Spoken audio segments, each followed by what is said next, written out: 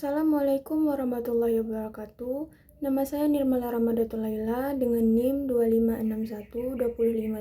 2561253755. Dengan ini saya akan membuat video tentang pembahasan fikih sholat yang diampu oleh dosen Ibu Siti Maheran LC LLM. Baiklah, ada beberapa penjelasan yang akan saya jelaskan tentang pembahasan fikih sholat. Yang pertama, pengertian fikih sholat. Yang kedua, dalil dan hukum sholat. Yang ketiga, rukun dan syarat sholat. Keempat, sunnah sholat. Dan yang kelima, yang membatalkan sholat. Yang pertama adalah pengertian fikih sholat. Fikih sholat adalah bagian dari ilmu fikih yang membahas secara rinci tentang tata cara, syarat, rukun, dan hal-hal yang membatalkan sholat sesuai dengan tuntunan Al-Quran dan Sunnah Nabi Muhammad SAW. Secara bahasa, fikih berarti pemahaman yang mendalam, sedangkan sholat berarti doa atau ibadah tertentu yang memiliki aturan dan waktu tertentu. Jadi, fikih sholat berarti pemahaman mendalam tentang hukum-hukum yang berkaitan dengan ibadah sholat. Yang kedua yaitu dalil dan hukum sholat. Adapun dalil dari Al-Quran yaitu dirikanlah sholat, sesungguhnya sholat itu mencegah dari perbuatan keji dan mungkar. Quran Surah Al-Ankabut ayat 45. Ayat ini menegaskan perintah untuk mendirikan sholat dan menjelaskan manfaatnya, yaitu menjaga seseorang dari perbuatan dosa dan maksiat.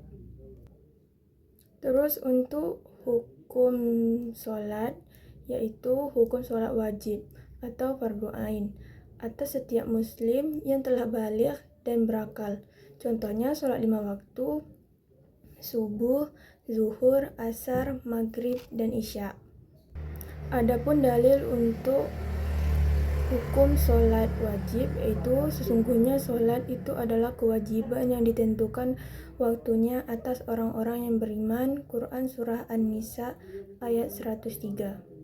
Ada juga hukum sholat untuk sholat sunnah atau yang dianjurkan, tidak wajib tapi berpahala besar jika dilakukan. Contohnya sholat tahajud, sholat duha, sholat witir, sholat rawatib, dan sunnah lainnya. Dan juga dalil dari sholat sunnah ini adalah, dan pada sebagian malam hari bertahajudlah kamu sebagai ibadah tambahan bagimu, mudah-mudahan Tuhanmu mengangkatmu ke tempat yang terpuji. Quran Surah Al-Isra ayat 75. Yang ketiga, rukun dan syarat sholat. Untuk rukun sholat adalah bagian-bagian penting dalam sholat yang harus dilakukan. Jika salah satu rukun ditinggalkan, baik sengaja maupun tidak, maka sholat menjadi batal atau tidak sah. Ada 13 rukun sholat, yaitu yang pertama, niat. Yang kedua, berdiri bagi yang mampu. Yang ketiga, takbiratul ihram. Yang keempat, membaca al-fatihah. Yang kelima, ruku. Yang keenam, i'tidal.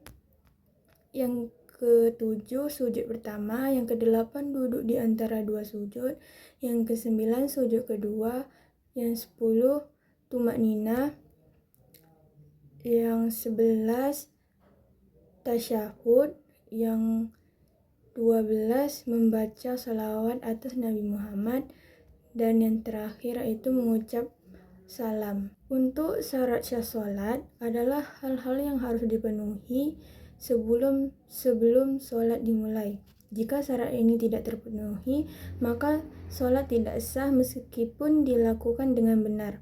Ada 7 syarat sah sholat, yaitu Islam, yang kedua berakal, yang ketiga baligh, yang keempat suci dari hadas kecil dan besar, yang kelima suci badan, pakaian, dan tempat dari najis, yang keenam menutup aurat, dan yang ketujuh menghadap kiblat.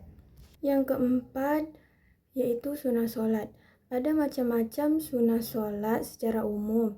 Sunnah sholat terbagi menjadi 2 bagian. Yang pertama, sunnah abdah atau sunnah penting, yaitu sunnah yang jika tertinggal dianjurkan diganti dengan sujud sahwi. Contohnya, duduk tasyahud awal, jika lupa melakukannya, sholat tetap sah, tapi disunahkan sujud sahwi di akhir. Yang kedua yaitu sunnah hay'ah atau sunnah ringan. Sunnah yang jika ditinggalkan tidak perlu sujud sahwi, hanya mengurangi kesempurnaan sholat. Contohnya mengangkat tangan ketika takbiratul ihram, ruku, dan bangun dari ruku.